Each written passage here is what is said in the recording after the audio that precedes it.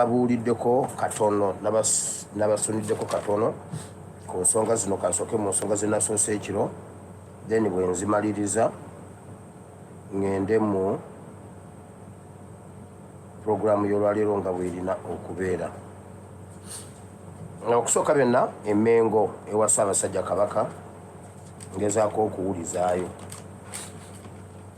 Kati nazzeemu okutandika okuwulizaayo okutega emirongooti wonna. Ekyamazima waliwo embeera etali ya bulijjo ku Ssaabasajja Kabaka. One, anyigirizibwa. Kiki ekimutawaanya? Ate n'obujjanjabi. Obujjanjabi bwe butankana. Alina ekizibu mu kussa eni n'amagulu. Obujjanjabi ekizibu we kiri kambawe ennamba y'abamuvunaanyizibwako. Ani Lubuga wa Ssaabasajja Kabaka? YouTube egaanye etya ate?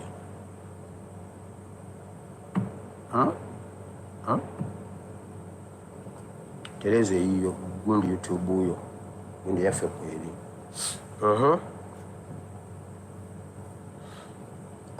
Ani Lubuga wa Ssaabasajja Kabaka?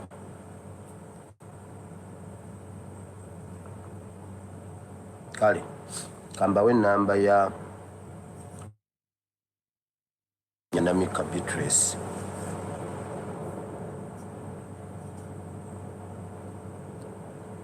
Kambawe ennamba ya Naalinnya.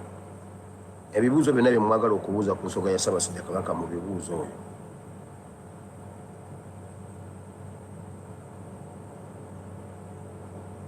Ebisigadde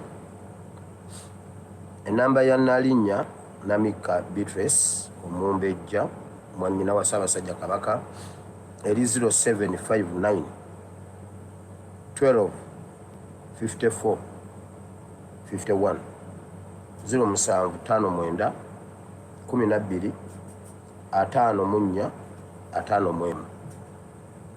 Buli kyoyagala okubuuza ku nsonga ezo eza Ssaabasajja Kabaka zibuuze senga ffe oyo, kubanga byonna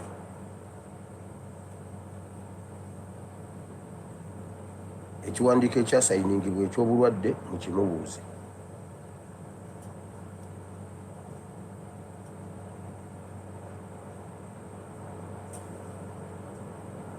Ekiwandiiko ky'obulwadde kye baawandiika omugambo gwe baatema ku Ssaabasajja mugumubuuze. Then n'obujjanjabi bwa Ssaabasajja Kabaka kuba ntegeddeko kuva ku soosi wali aziyira okussa, alina ekizibu ku kussa, then n'amagulu, then n'ebikwatagana ku administration. Ebibuuzo byonna bye mulina bulijjo bye mubuuza mu bibuuzo oyo. Ennamba eri 0759 12 54 51.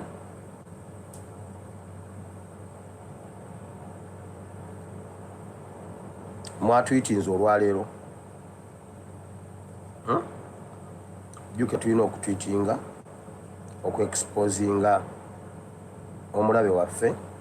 Waliwo akantu kendaba kendi mu kugoberera ngira ne mbasheyalingirako ku peegi yange, aka wolf in sheep's skin, omusego gwambadde eddiba ly'endiga.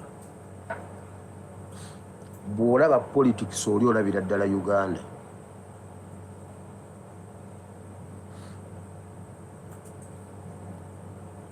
Endiga buli kiro wabulawo endiga ejeegi.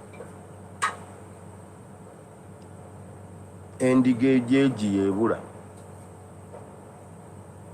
Nagamba bannaye, naye ate endiga zennyini tezaagala bajogere ku wolofu. Kasita ogyogerako nga bagamba naye mwe abaana abato ab'omulembe guno, abaana muddamu our great king. Najja n'alimba akaliga, bannange jangu nkutwale mu kibira, waliwo wendabye omuddo, saagala abalala baguliiko jangu. Agenda tadda. Naye buli lwe bagezaako okulaba omusege guno ne bagutegeera, buli agezaako okugulaba guteekawo embeera mpaka ng'ate gubajjeeyo gye mubadde mugu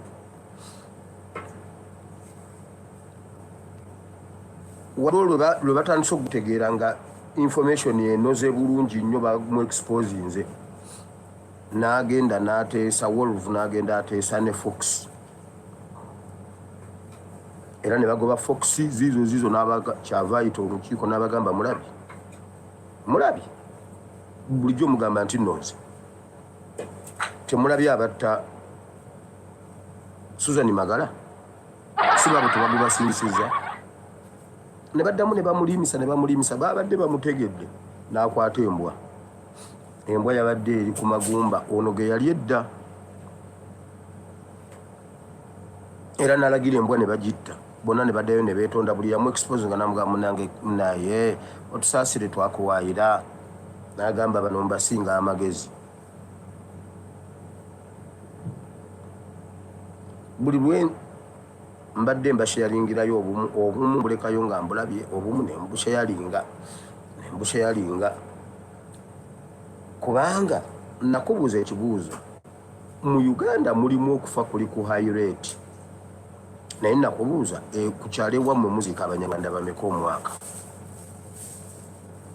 bangi everywhere obalaba muziika abanyarwanda bameka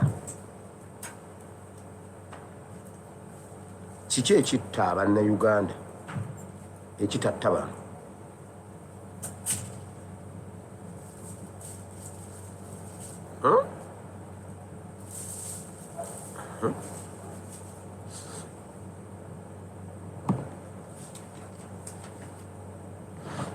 eyo nga nvuddeyo ensonga endala eriwo gyenzirako waliwo abanyigidde ekiro ne bagamba pasita lwaki olabula abantu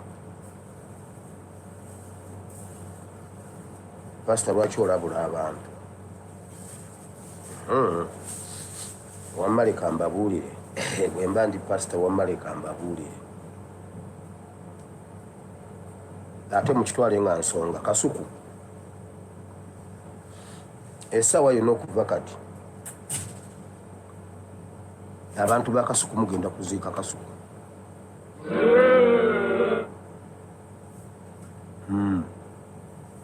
Kasuku muteeka okumuwulira ku Ntebe Road Express Highway ng'azikidde Kasuku agenda kuzikirira ku Ntebe Road era mugenda kuwulira ti Kasuku afunye accident tavuddeewo okusinziira byamanyi ebingi yapenetratinga n'ayingira ng'ayise mu mulyango gw'emmanju eri n'ayingira mu famire ya Museveni n'abaako bakwata obwongo n'ategeera bingi era Kasuku bw'afuna accident n'afa temukayana ekirala Kasuku alina kyamanyi ku jjajja Ichuli Kasuku alina kyamanyi ku Tamale Mirundi ezo ensonga 3 ze zimuggisaawo temumugamba mubeeko we mukateeka mu musirike nze mbuulidde musibuulidde ye bw'atukubwa masasi azikirira ku Express Highway teeka waaga kubanga era we najja Ichuli wennyini we mujje eryo eriiso eryo erya Ichuli eryo we najja Ichuli we mujje yamanya bingi alina bingi byamanyi kakati ye desi waranti ye yasayiningiddwa dda nefuluma tewali kwebuuza ku muntu yenna tewali kuki yo yaweddedde eri wali kati sawa yakumutambulirako oba kimotoka kyamata oba kyaki ekimutambulirako sawa yonna miranga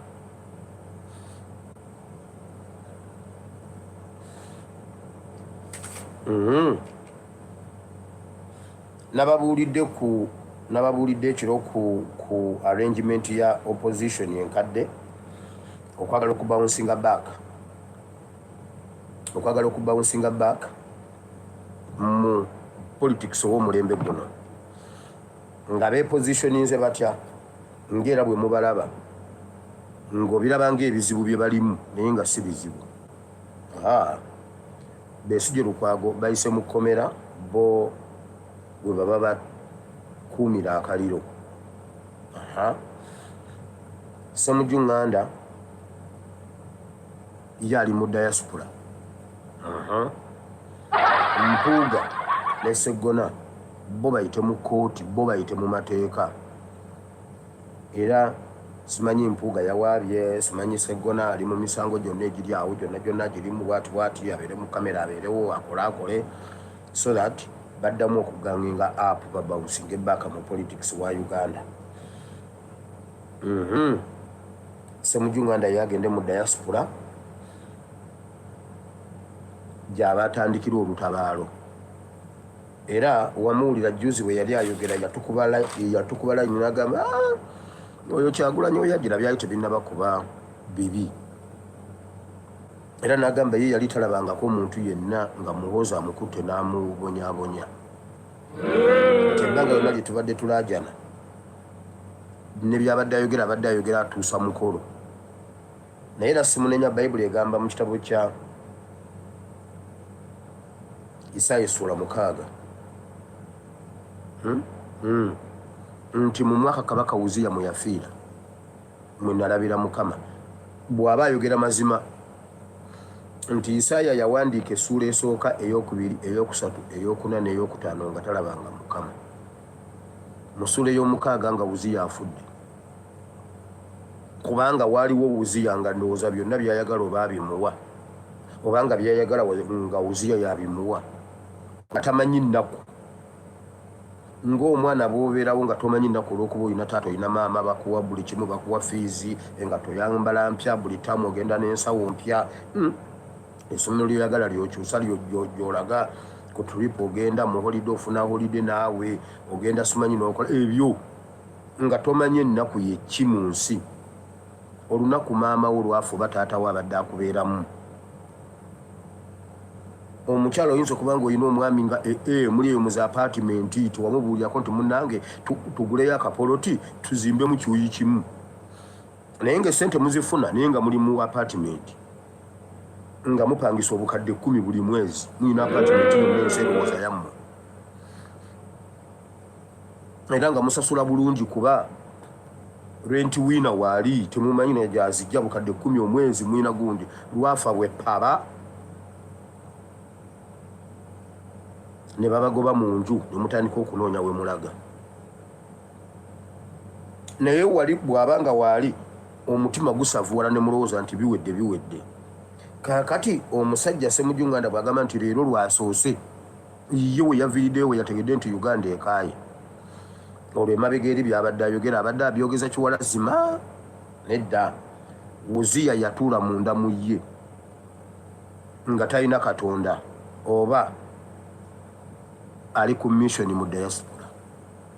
Naye kibuuza anaagiggusa awo wewali firimu. Kakati eyo nga nvuddeyo nayogeddeko ne ku kyokwawulamu oluvannyuma lw'ebintu okuba zitowako. Njagala kwebaza era neebazizza aba enkyukakyuka okusobola okuba nga tukutte fronti zonna. Div 1 eri bize, Div 2 ate mu Div mulimu zi battalions ez'enjawulo, mulimu zonna zirina zikola. Battalion 05, battalion 0 what, battalion what, ffenna tulina bye tukola. Mwebale nnyo, mwebale ddala okunyweza ensonga. Mwalabyeko Nammere bamwawudde ne Balamu. Balamu aliera ali mu masomero, Nammere aliena ali mu malwaliro.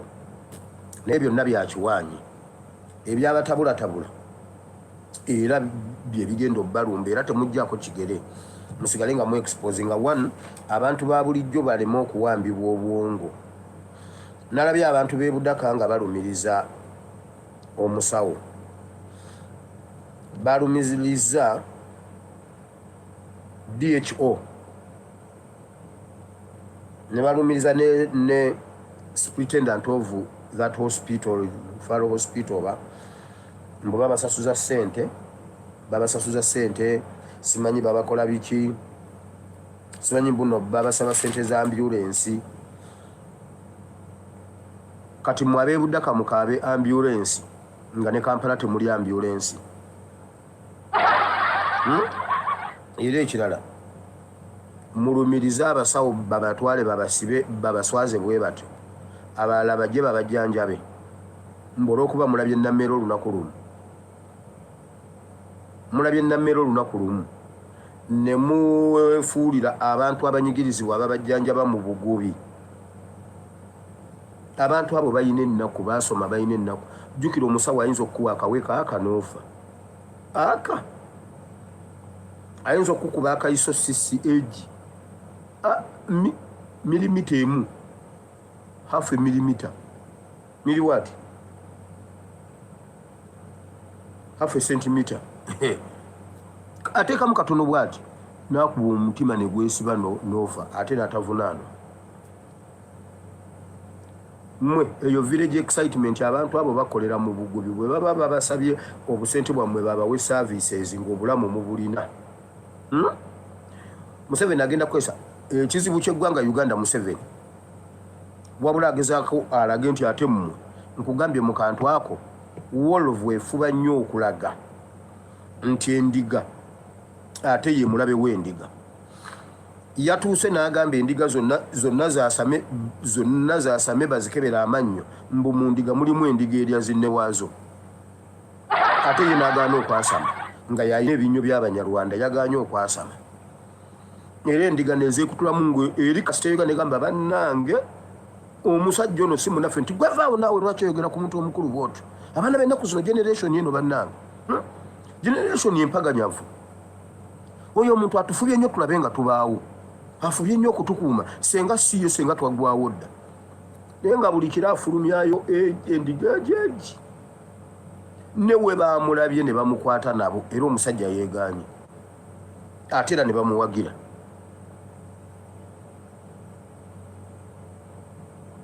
Natunuulidde abantu b'e Buddaka nga mulumiriza omusawo, kubanga era ne gwe banaaleeta ajja bisangawo oba yabaddeko oba sinakindi abo bennyini bagenda bazza. Nga wayimiridde n'okwata akazindaalo n'omulumiriza okusaba eza ambulance. Omusajja bagamba nti mpa $20 nkutwalira omuntu n'omutwala n'amuddusa n'amutwala. Senga obadde ogamba nti batujjako eza ambulance ate ne batabatwala, ekyo kirala. Naye bw'oba oziwaayo n'abatwala, what's wrong with that? Bannyonnyodde ne babagamba tebabawa ssente z'amafuta. Obusente bwe babawa tebumala. Nalabako e Kalangala mbu Museveni yabawa eryato lya ambulance e Kalangala, abawa liita 25 buli mwezi. Naye olugendo olumu okuddusa omuntu omujja eri okumuleeta eno liita 1,000. Omwezi beetaaga liita 1,000, yabawaako 25 buli mwezi. Wabula bwe banajjaeyo nga babagamba nti tubawa amafuta mu ambulance y'eryato, nga nammwe mulumiriza kubanga batujjako simanyi mbuna esente z'amafuta. Bwe muba temwagala services z'amalwaliro mugende munywe amadagala g'oku ttale. Ozannyisanga ekintu ekirala, tozannyisanga omusawo.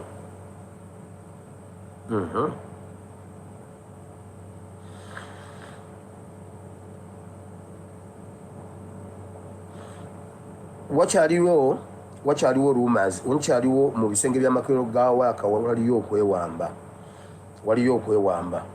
Essaawa yonna nga kubagoba okusinziira ku biriwo. Naye ebyabajjeno katubirekere bajjeno. Eyo ensonga erina fronti yaayo.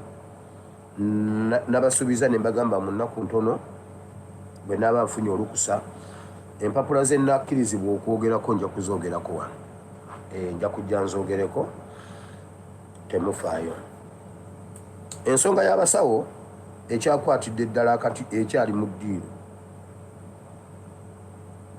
Ensonga y'abasawo ekyali mu ddiiro.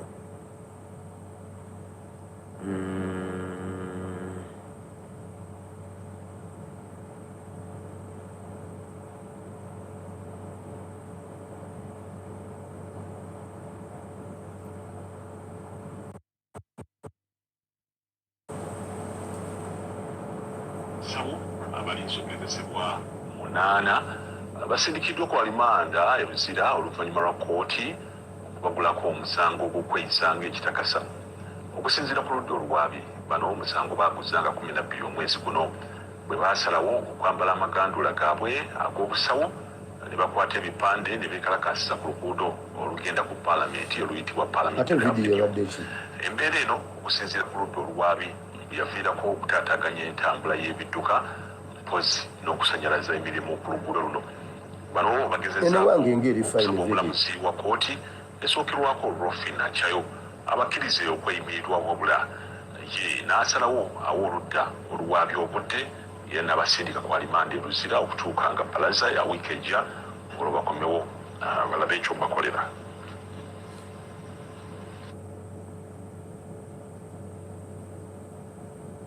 Bakwatibwa ennaku 3 emabega era ne batwalibwa ku CPS ne tugendayo ne twogerezeganya ne poliisi n'ebawa bondi. Bakomyewo olwaleero ng'aba Abannayuganda abagondera amateeka nga bakomyewo ku ripootinga ku poliisi mu normal procedure, naye ate poliisi n'ebeefuulira n'ebayingiza mu kaduuku. Kulaba nti twandisabye nti omuwabi wa gavumenti addamu leero, naye kkooti neega nti kaali nti tasobola kuddamu, alina omukisa, kkooti ssemateeka emuwebbwa omukisa oba alina eddembe okuba nti addamu. Kale omulamuzi n'asaba nti omusango gwongezebweyo okutuuka ku bbalaza. Ssaabawabi bwa gavumenti lwanajja okuddamu ku ebyo bye twogedde, kkooti okulaba nti oba abantu bano bayimbulwa kakalu kaayo oba nedda. Mu ngeri emu oba endala ng'abalooya bavunaanwa tulina essuubi kubanga abantu emisango bagyegaanye ate baga nti gwe kutannakamuvi aba alina eddembe ly'okusigala ng'alya buki obutaala okutuusanga ku nsi.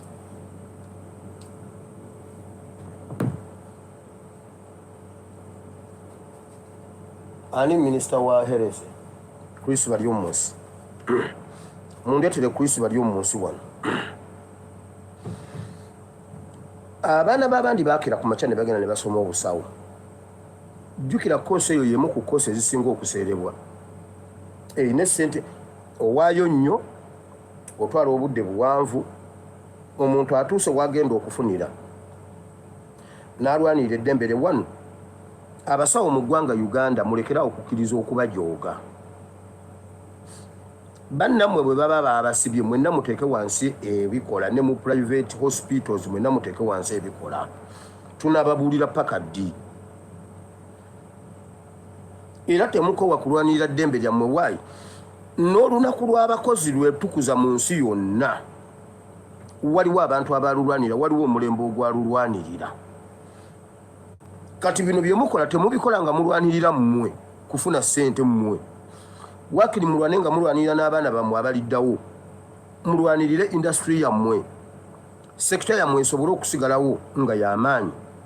Mulwanirire ekitiibwa ky'omusawo, kubanga bwe kinaafa mu mulembe gwammwe ne kisaanawo, n'omulembe ogulijja gulikisanga bwe kityo. Chris Baryomunsi yasoma obusawo ebyaddala. Era Chris Baryomunsi bwe yali akola internship between omwaka gwa 1994 ku 96, Chris Baryomunsi yali mu internship mu Arua Referral Hospital. Era ntumiddwa abasawo be yakola naye nga bansaba mujjukize kana kantu mukatemereyo Chris Baryomunsi mukatandikire wano. Chris Baryomunsi mu mwaka gwa 94 ku 96 Chris yagabibwa mu Arua Referral Hospital okukola internship. Era baali balina ennyumba zaabwerere nga weeziri ezitandikirwako nga zirimu byonna, everything provided, nga n'emmere eri provided, nga n'ebyensula byonna biri okay, naye nga bafuna n'omusaala omulungi ennyo nga gavumenti ebasasula. Era mu bantu be yali nabo yali ne Dr. Oburu mu bantu beyakola nabo abamu beyakola nabo internship kwaliko Dr. Oburu nga mu Lugwala, kwaliko Dr. Nyati naye mu Lugwala, era eyali hospital superintendent eyali akulira eddwaliro eryo bali bamuyita Dr. Amandwa ye yali medical superintendent. Ng'ensonga z'obusawo zonna eyali akulira abakozi mu ministry ey'obugundi eya Samuel Omoki, Dr. Samuel Omoki ye yali akola ku nsonga z'abamediki bonna mu ggwanga Uganda. Ne bakola ku nsonga zaabwe nga Chris akyali muvubuka muto ava ku university. Chris bali omuntu senga tewafuna support ye yeesooka.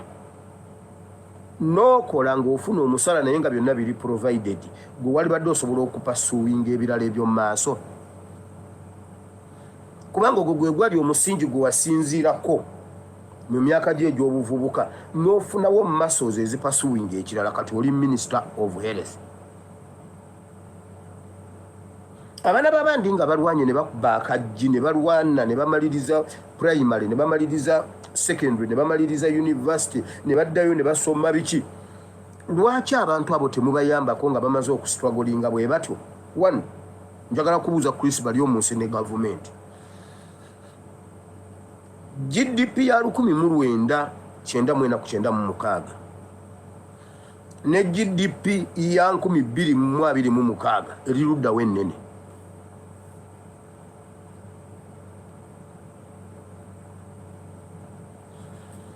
Ennyingiza ya Uganda n'ebyenfuna bya Uganda ebyaliwo mu 1996 bye byali ebirungi okusinga ebya 2026.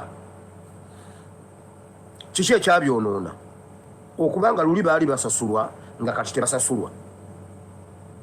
Oba muyina project kyennene mu ggwanga ze musobola otuwa nti olw'okuba tukola kino kyekyatutte ssente za gavumenti abasawo tuleme okubasasula, mutuweeyo mukola ki? Bannayuganda emisolo gye baawanga mu 1996 ne gye baawa kati giriwo emingi. Bannayuganda abaawanga emisolo mu 1996 n'abaawa kati bali luddawo abangi. Tax base ne tax collection biri luddawa biri ebinene oba bino. Mwakwata ssente z'eggwanga ne mubiziteeka mu NUP. Olwokuba NUP kyekizibu kya Museveni, ssente yonna erwanyisa NUP. Nti abaana ba ghetto structure balye ssente okusinga ba interns. Nti ba tiktokers bakola amakulu mu maaso ga Museveni okusinga ba doctors. Kubanga ba tiktokers asobola batuma okutatana, okutema omugambo, okuwaayira, kimuyambe politically.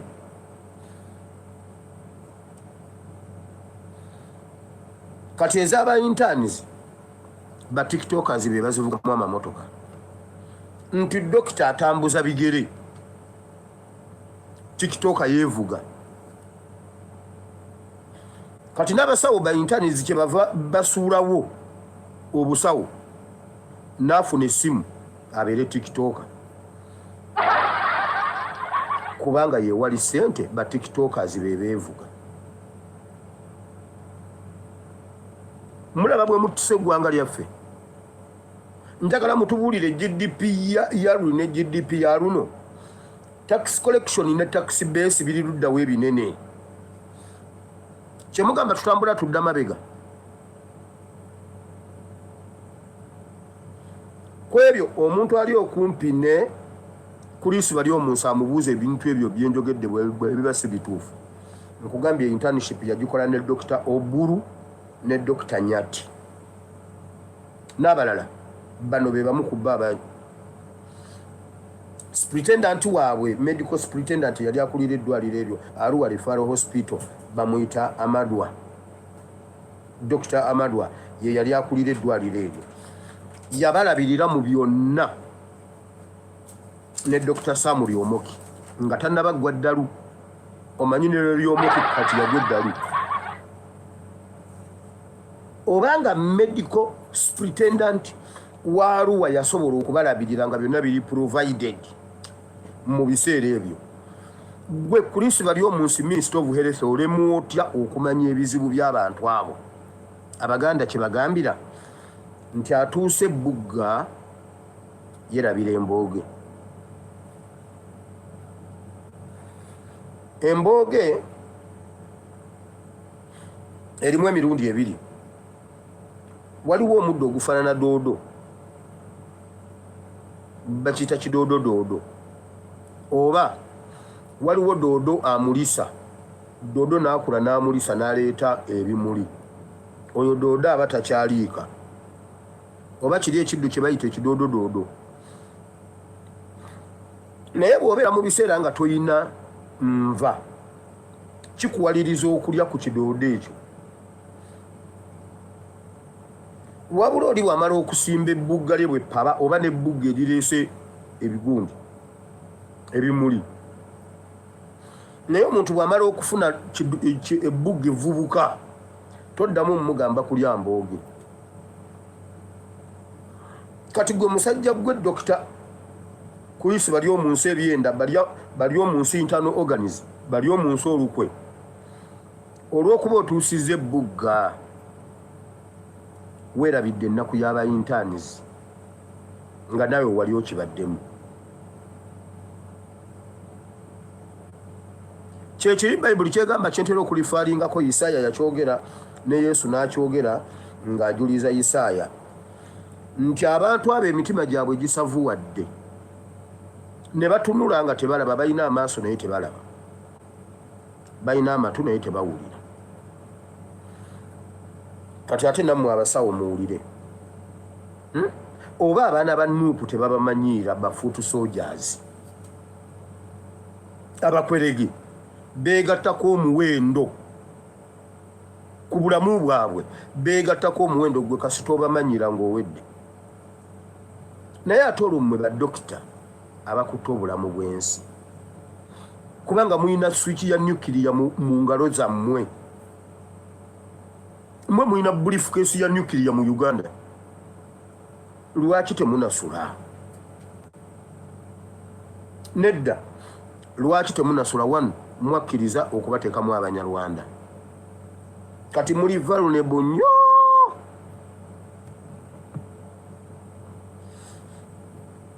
njagala mutubuulire GDP eri ki oba kiki ekitwala ssente za Uganda tukakase abasawo tubanyonyole tubagambe bannaye kubanga olumu taata yatubuuliranga n'atugamba bannaye nti mbadde njagala tukole kino ne kino ne kino kino ngenda kikendeeza kino ngenda kijjawo temugenda kuddamu kukola bwe muti ne bwe muti kulwa kino ne kino ate si kubasiba mukwate abasawo mubatwale mubasibe olw'okuba boogeddeko ku kyokubasasula nabuuza Museveni ekibuuzo oyina abaana oyina omwana omusawo kiki ekyalemesa bawalaba okubeera abasawo eggulunde sente zaabula oba baabulwa yunivasite ey'okusomerako obusawo oli alyoka amiyandalinga embuno Mukama yamuyita nga wa myaka 11 ate Mukama nankuyita ate n'oli abantu Mukama nakuyita ku myaka 11 ng'oli mwana muto ate n'okula n'obeera musezi